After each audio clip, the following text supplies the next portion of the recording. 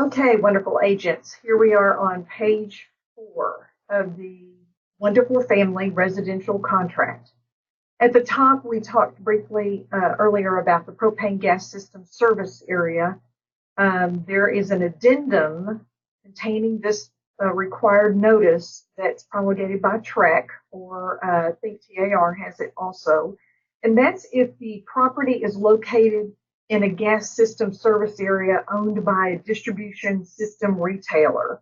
In other words, it's not if they get it from Atmos or somebody like that. It would be, again, one of those rural areas where a third party propane company provides propane gas to that neighborhood or that subdivision, so that they can have gas appliances. This is not the big silver thing that's buried in the backyard out back, okay? This is a distribution system retailer. So if you are a listing agent and you're talking to your seller that lives in Hazlet or Saginaw or somewhere kind of on the outskirts, and ask them who provides their gas service. Do they have gas, and who provides it? And if it's not Atmos or some other major supplier, then it's likely a gas system service company. So dig more into that, and there is an addendum that's required of disclosure to the buyer. Okay. We don't have much water fluctuation issues unless this property is on a lake or a reservoir, and it's under the Chapter 11 water code that has a storage capacity of at least 5,000 acre feet. If they're on Lake Dallas or Lake Louisville or Lake Lavon or Joe Pool or someplace like that, if they live on the water, Grapevine, then this may need to give this additional, you don't have to give it, it just hereby notifies the buyer that the water level may fluctuate. Okay, but that's what that's talking about. There's no extra document required.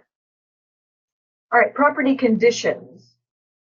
This A just simply states that the seller will permit the buyer and the buyer's agents to access the property at reasonable times.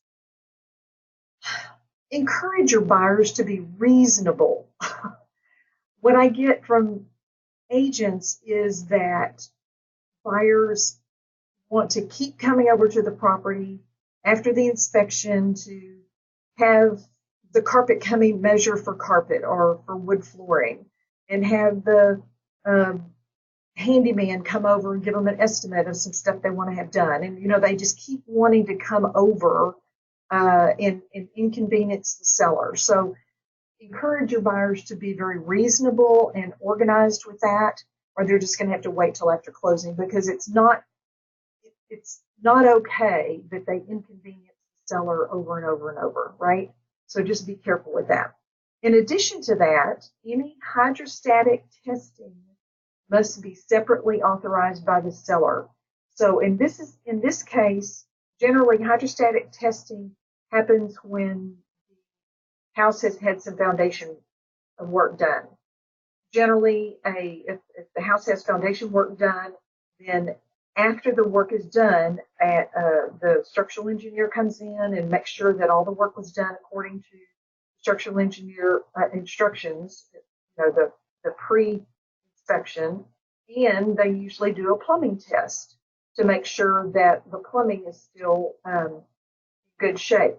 Now, if a buyer buys a property that perhaps has had some foundation work done in years previous, that buyer may want to check and see how the plumbing is doing, okay? Which is not unusual and it's not unreasonable. However, if this property was built back in the 60s or earlier, a lot of the plumbing, the buried plumbing lines in the foundation and so forth are rigid. They're not PVC. And so just putting those galvanized pipes or iron pipes under pressure could create problems. So that's what this hydrostatic testing addendum or whatever the form is that TREC provides, that the seller has to give their permission for this test to take place, because putting certain pipes under high pressure that are intended to be under pressure, like drain lines and sewer lines, those were never intended to be under high pressure. If you put them under high pressure, things could break, things could leak. So this form says who's going to pay for it if this hydrostatic testing causes damage. So get that form out if that's a problem, if that comes up in any of your transactions, and we can dialogue more about that, okay? B is seller's disclosure notice. It's required that pretty much every seller, there are some exceptions, but most sellers must provide a disclosure to the buyer.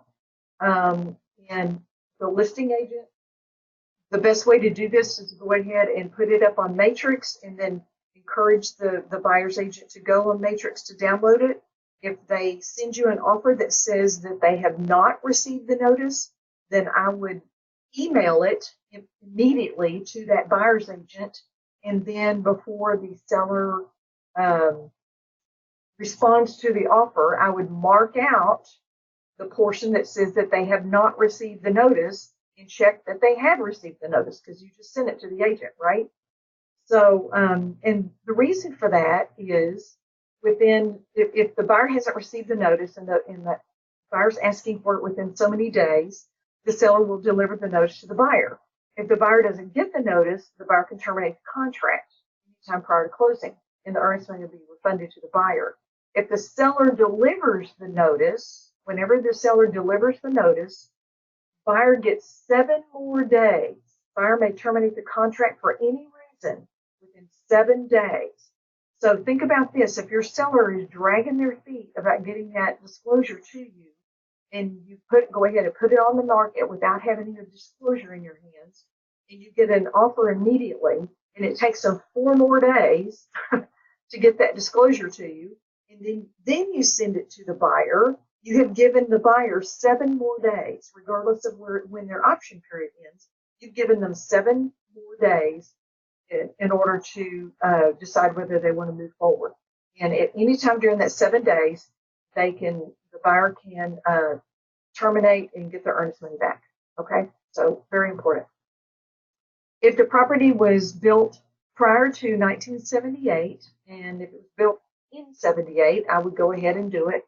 But you need to do a seller's disclosure of lead-based paint. Make sure your seller fills one of those out. And I addressed how to fill out an addendum, fill out that disclosure in another one of these videos. But make sure it's all completely filled out, all the appropriate boxes are checked, and both agents sign this form as well. Very important. All right, acceptance of property condition. This, as it's written, this is an as-is contract, which means the buyer is buying the property as is, means it's the present condition with any and all defects. But it doesn't preclude the buyer from inspecting the property and from negotiating the repairs or treatment, okay? Or from terminating the contract during the option period if they can't come to an agreement. But so the two choices you have here is buyer accepts the property as is, and that's generally the box we check, okay? That doesn't mean that the buyer can't have it inspected and that they can't negotiate. That's why we have an option period, because if the seller doesn't want to negotiate what the buyer wants, then the buyer can terminate and get their earnest money back, okay? Probably the only reason that you would check this box is that you know something is immediately wrong with it. In other words, if there was a hailstorm that came through and the seller has even disclosed that the roof is in need of repair, replacement, insurance claim has been filed, that kind of thing, you would see probably that on the MLS or on the seller's disclosure or something like that. And you would go ahead and write in here that that seller will repair, replace the roof before closing. Okay. Or one other thing that might go in here is if it's a deal breaker for the buyer. Now, don't start putting a bunch of stuff in there, okay? But if the buyer looks at the house and they see that the back fence blew down in a recent storm, and it's a young couple, they've got kids, they got a dog, they don't have any extra money to spend on $1,000 or $2,000 fence replacement or repair.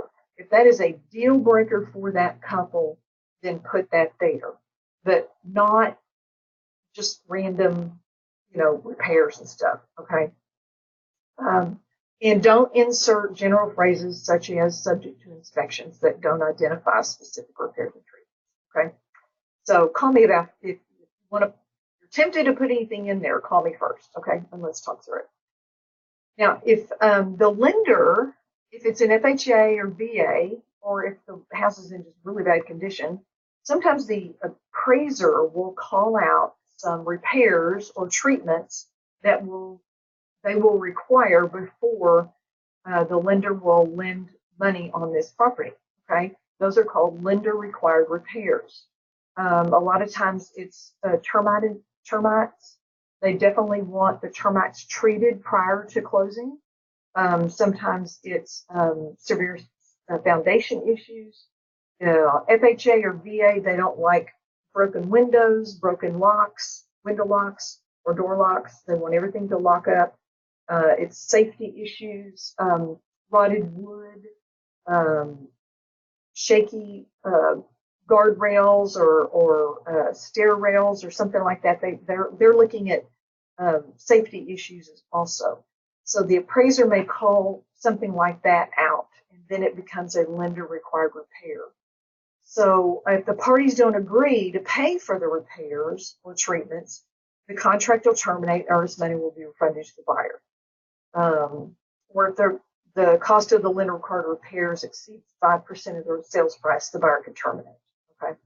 So, and this is to complete all repairs, whether they're lender required repairs or if they're repairs that the seller and the buyer agree upon that are on an amendment, unless this is the key thing, unless otherwise agreed in writing, seller will complete all the repairs and treatments prior to closing date, and all the permits must be obtained, and the repairs and treatments must be performed by persons who are licensed to provide such repairs or treatments.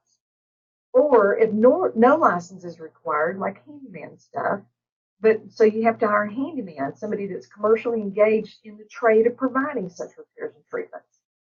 So if your seller has a leaky faucet and they don't want to repair it before you put it on the market, they'll go, well, let's just see what the buyer asks for. And the buyer asks for that to be repaired, unless otherwise agreed in writing.